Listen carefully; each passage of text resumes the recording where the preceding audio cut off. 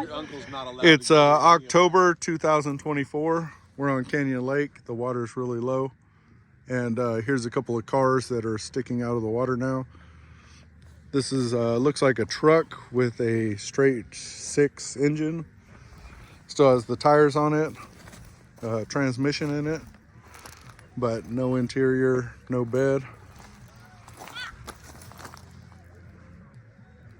And if you come down this way, got a 60s model Bug.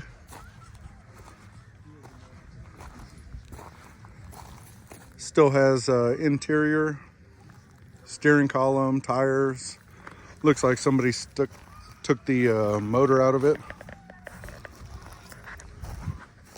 Who knows how long it's been sitting here.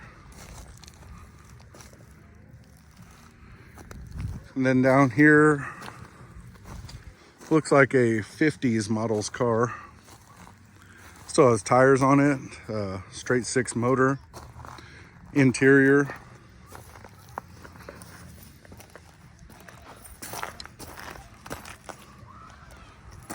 Something interesting I saw, you can see that the interior was maroon.